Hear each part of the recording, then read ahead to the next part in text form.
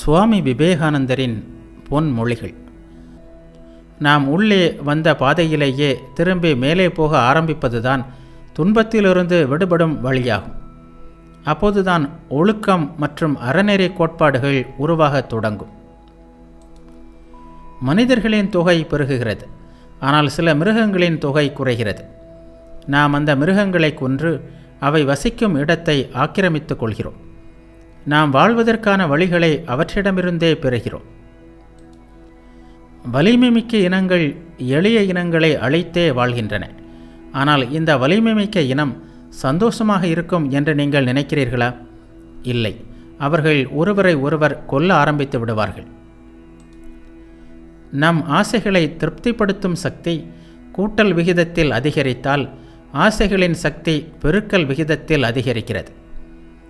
உலகில் உள்ள இன்ப துன்பங்களின் மொத்த அளவு அதிகரிக்கவோ குறையவோ செய்யாமல் எப்போதும் அப்படியே தான் இருக்கிறது. கடலில் ஓர் இடத்தில் அலை எழுந்தால் அது மற்றொரு இடத்தில் பள்ளத்தை உண்டாக்குகிறது. ஒருவனுக்கு இன்பம் வந்தால் மற்றொருவனுக்கோ ஒருவேளை மற்றொரு பிராணிக்கோ துன்பம் வருகிறது. எனக்கு தெளிவாக தெரிவதெல்லாம் ஆசைகளே துன்பம் அனைத்தையும் கொண்டு வருகின்றன என்பதுதான். இந்த நிலை எப்பொழுதும் எதையாவது யாசித்து கொண்டிருக்கும் பிச்சைக்காரனின் நிலைதான். பார்ப்பதையெல்லாம் சொந்தமாக்கிக் கொள்ள அவன் விரும்புகிறான். இந்த உலகில் முன்னேற்றம் என்று நீங்கள் சொல்வதெல்லாம் ஆசைகளை பெருக்கிக் கொள்வதே தவிர வேறெதுவுமாக எனக்கு தெரியவில்லை.